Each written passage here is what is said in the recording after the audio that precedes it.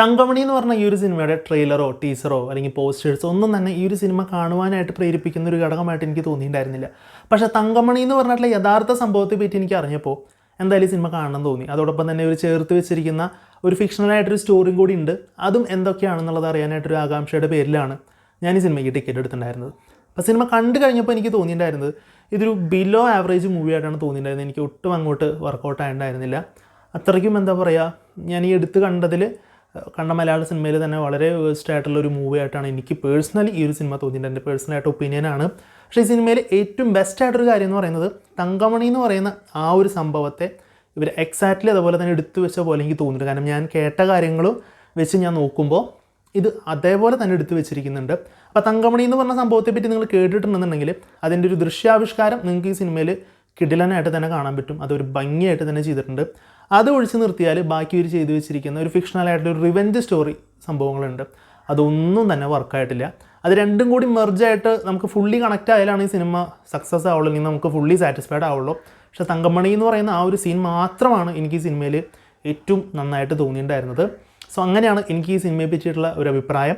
പിന്നെ സിനിമയിൽ എനിക്ക് പോസിറ്റീവായിട്ട് തോന്നിയിട്ടുണ്ടായിരുന്നത് ദിലീപിൻ്റെ പെർഫോമൻസ് ആണ്. കാരണം ആ ഒരു റോള് നല്ല രീതിയിൽ തന്നെ ചെയ്തിട്ടുണ്ട്. ദിലീപ് ആയതുകൊണ്ട് കുറച്ചും കൂടി നല്ല രീതിയിൽ ചെയ്തു എന്നാണ് തോന്നിയത്.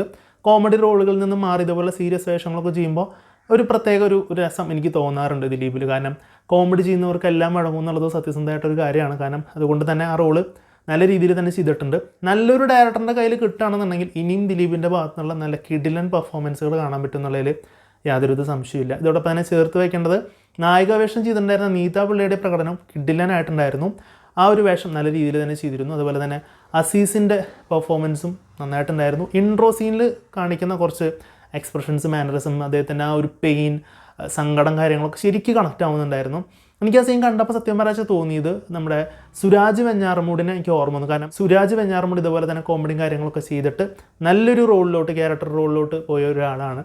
അതുപോലെ അസീസും അതുപോലെ തന്നെ ആ ഒരു റേഞ്ചിലോട്ട് പോകാനായിട്ടുള്ള നല്ല സാധ്യതകൾ കാണുന്നുണ്ട്. നല്ല നല്ല കിടിലൻ ക്യാരക്ടർ റോളുകളും കാര്യങ്ങളൊക്കെ ചെയ്യാനായിട്ടുള്ളൊരു ക്യാപ്പബിലിറ്റി ഉള്ളൊരു നടനായിട്ടാണ് തോന്നിയിട്ടുണ്ടായിരുന്നത്.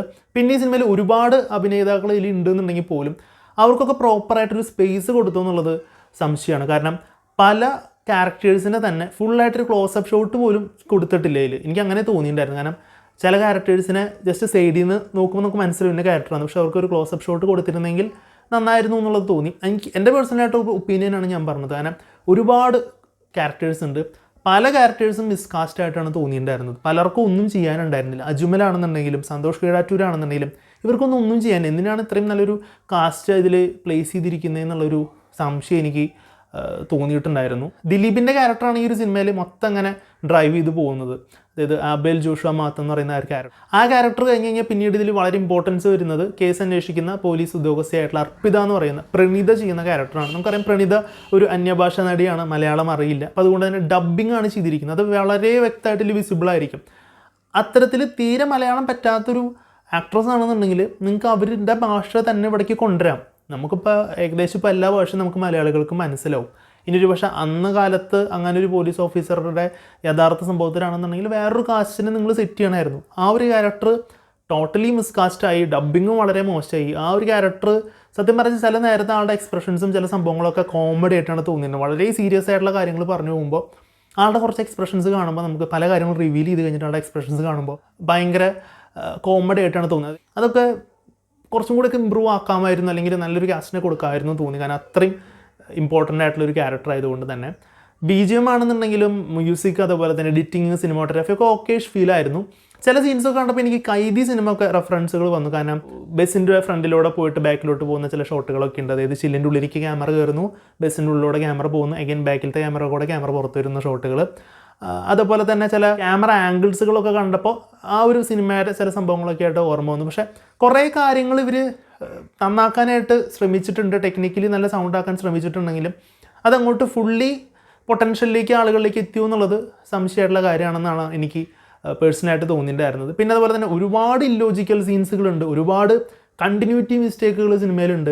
ചില ഷോട്ടിൽ ബസ് കാണിക്കുമ്പോൾ മുകളിൽ കുറേ സാധനങ്ങളുണ്ടാവും, അടുത്ത ഷോട്ടിൽ ബസ് കാണിക്കുമ്പോൾ മുകളിൽ കുറേ സാധനങ്ങളില്ല എന്ന് തുടങ്ങിയിട്ടുള്ള കുറേ കാര്യങ്ങൾ മൈന്യൂട്ടാണെന്നുണ്ടെങ്കിലും ചിലതൊക്കെ പെട്ടെന്ന് നമുക്ക് വിസിബിളാണ്. ഇപ്പോഴത്തെ കാലഘട്ടത്തിൽ സിനിമ ഇറക്കുമ്പോൾ ഈ ഡീറ്റെയിലിങ്ങിന് വളരെ ഇമ്പോർട്ടൻസ് ഉണ്ട്. ഇപ്പോഴത്തെ കാലഘട്ടത്തിൽ ആൾക്കാർ ഇതൊക്കെ ഒബ്സർവ് ചെയ്യും. അതൊക്കെ ശരിക്കും നോട്ടീസ് ചെയ്യും. അത് സിനിമയുടെ ആസ്വാദനത്തെയും വലിയ ബാധിക്കുന്ന ഒരു കാര്യമാണ് അത്തരം കാര്യങ്ങൾ. ഇത് ഫസ്റ്റ് തന്നെ ഒരു വലിയൊരു കൊലപാതകം നടക്കുന്നൊരു ഷോട്ടാണ് കാണിക്കുന്നത്. അത് നല്ല മഴയിൽ കയറി വരുന്ന ഒരു കൊലയാളി വരുന്നു, ഒരു കൊലപാതകം നടക്കുന്നു. നെക്സ്റ്റ് ഡേ ആ വീട് കാണിക്കുമ്പോൾ അവിടെ മഴ പെയ്ത സ്ഥലമാണെന്ന് തോന്നിപ്പിക്കാത്ത തരത്തിൽ അത്രയും ഡ്രൈ ആയിട്ട് കിടക്കുന്ന സ്ഥലം, അവിടെ നല്ല വെയിൽ, കാര്യങ്ങൾ എത്ര വെയിലടിച്ച് കഴിഞ്ഞാലും ഒരു മഴ പെയ്ത സ്ഥലം നമുക്ക് കണ്ടറിയാം. അപ്പോൾ അതൊരു ഡീറ്റെയിലിംഗ് മിസ്റ്റേക്കാണ്. അതുപോലെ ഒരുപാട് കാര്യങ്ങൾ എടുത്തെടുത്ത് എണ്ണി പറയാനായിട്ട് പറ്റും. അതൊക്കെ സിനിമയുടെ ആസ്വാദനത്തെ ഭയങ്കരമായിട്ട് ബാധിക്കുന്ന കാര്യങ്ങളാണ്. സിനിമയുടെ ടോട്ടാലിറ്റി നോക്കുകയാണെന്നുണ്ടെങ്കിൽ സിനിമയുടെ ഫസ്റ്റ് ഹാഫ് തന്നെ ഒരു തരത്തിൽ നമുക്ക് ഇമ്പ്രസ് ചെയ്യിപ്പിക്കാത്ത തരത്തിൽ ഇങ്ങനെ ഫ്ലാറ്റ് ആയിട്ടാണ് പോകുന്നുണ്ടായിരുന്നത്. ഈ ഫസ്റ്റ് ഹാഫ് കണ്ടപ്പോൾ സത്യം പറഞ്ഞാൽ സിനിമ കാണണോ എന്ന് വരെ എനിക്ക് സത്യം പറഞ്ഞാൽ തോന്നി. അങ്ങനെയാണ് ഫസ്റ്റ് ഹാഫ്. സെക്കൻഡ് ഹാഫിൽ തങ്കമണിയുടെ ആ സംഗതി കാണിച്ചപ്പോൾ കുഴപ്പമില്ല, കുറച്ചും കൂടി രസമുണ്ടെന്ന് തോന്നി. ക്ലൈമാക്സ് വീണ്ടും കൊണ്ട് ഒരു സുഖമില്ലാത്ത രീതിയിൽ അവസാനിപ്പിച്ചു. എനിക്കത് പേഴ്സണലി വർക്കൗട്ട് ആയില്ല. അങ്ങനെ ആകെ മൊത്തത്തിൽ പറയുകയാണെന്നുണ്ടെങ്കിൽ ഒരു ബിലോ ആവറേജ് മൂവി ആയിട്ടാണ് തങ്കമണി എന്ന് പറഞ്ഞ ഫിലിം അനുഭവപ്പെട്ടിട്ടുണ്ടായിരുന്നത്. മുമ്പേ പറഞ്ഞ പോലെ തന്നെ തങ്കമണി എന്ന് പറഞ്ഞിട്ടുള്ള ആ ഒരു റിയൽ ലൈഫ് ഇൻസിഡൻറ്റിനെ നിങ്ങൾക്ക് ദൃശ്യാവിഷ്കാരമായിട്ട് നിങ്ങൾക്ക് കാണണം, അല്ലെങ്കിൽ ആ ഇൻസിഡൻറ്റ് എന്താണ് എങ്ങനെയാണെന്നുള്ളതൊക്കെ കാണണമെന്നുണ്ടെങ്കിൽ തീർച്ചയായിട്ടും കാണാം. അതിൽ എല്ലാ ഇൻസിഡൻറ്റിൻ്റെയും വളരെ കോറായിട്ടുള്ള കാര്യങ്ങൾ കാണിച്ചിട്ടുണ്ട്. അതിൽ രാഷ്ട്രീയ പാർട്ടികൾ എടുത്തിട്ടുള്ള മുതലെടുപ്പുകൾ കാര്യങ്ങൾ കാണിച്ചിട്ടുണ്ട്. ഇവരനുഭവിക്കുന്ന പ്രശ്നങ്ങൾ ഏതൊക്കെയാണ്, ഇവരുടെ അനുഭവിക്കുന്ന യാതനകൾ എന്ന് തുടങ്ങി പല പല ആസ്പെക്റ്റുകൾ ഇതിൽ കാണിച്ചിട്ടുണ്ട്. ആ സീൻസൊക്കെ കിഡിലനായിട്ടുണ്ടായിരുന്നു. അതിന് വേണ്ടിയിട്ട് നിങ്ങൾക്ക് ഈ സിനിമ കാണാം എന്നാണ് പറയുന്നത്. അല്ലാത്ത പക്ഷം സിനിമയുടെ ഒരു ടോട്ടാലിറ്റിയിൽ നോക്കുമ്പോൾ ഒരു തരത്തിലും സാറ്റിസ്ഫൈഡ് ആവുന്നൊരു ഫിലിമായിട്ടല്ല എനിക്ക് തോന്നിയിട്ടുണ്ടായിരുന്നത്.